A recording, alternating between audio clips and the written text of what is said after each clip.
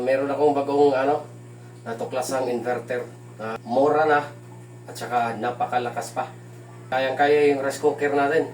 At saka yung mga 1,500 to 2,000 na mga wattage na mga appliances natin. Kayang-kaya mga chong. Yung Samdon, yung may mga brand ngayon, Samdon, One Solar, yung kilalang brand sa market, napakamahal na, times 3.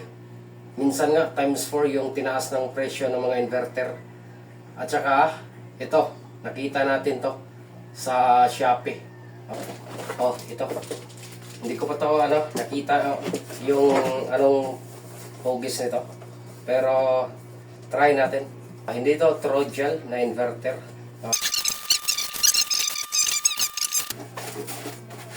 Pero, yun natin.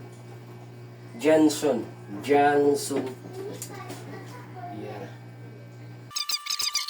Medyo may kabigatan rin, pero hindi sing bigat na mga 5,000 watts na mga Trojan na mga inverter. Yun. Kumpara natin, tingnan natin kung compare natin sa 1 kilowatt na Samdon inverter, gaano kalaki. Okay. Tingnan natin, compare natin. Yun o. Sa taas, halos magkasing taas rin. At saka kapal, medyo makapal konti. Siguro mas makapal ng 1.5 inches yung Samdon. Pero mas mahaba ng siguro mas mahaba ng 0.5 inches ito. Pero dito mas malaki yung Samdon. Yun o. Sobra pa rin ng 1.5 inches. Okay. So, tingnan muna natin kung ano yung loob nito.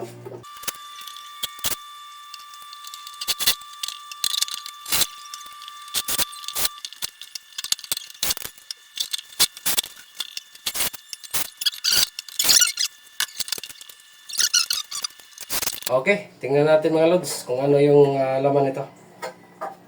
Okay. Yun. Medyo maganda rin mga lods yung laman nito. Kung titingnan natin may mga heatsink din. May heatsink din. Ganda rin yung heatsink. Siguro ito yung sa temperature. Tapos dalawa yung fan. Medyo maganda rin. Yun medyo marami. May heatsink. Tsaka dalawang blower na tag DC 20 volts blower. Yun. So nakita natin mga lods. Next video natin, try natin paganahin. Try natin sa iba't ibang appliances. Gaya ng water pump, rice cooker, heat induction. Okay, sara natin mga lods. 6.5 out of 10. Kasi pag tinanggal ito, ang hirap ibalik yung mga screw. Hirap yung design ito. At saka yung ito sticker lang. Yan sticker.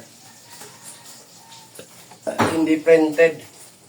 Hindi silk screen printed o kaya ay laser printed or naka-emboss.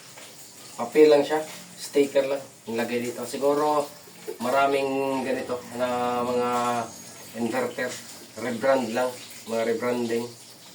Yun lang mga lods. Subaybayan niyo ako sa pag-test natin sa inverter na to.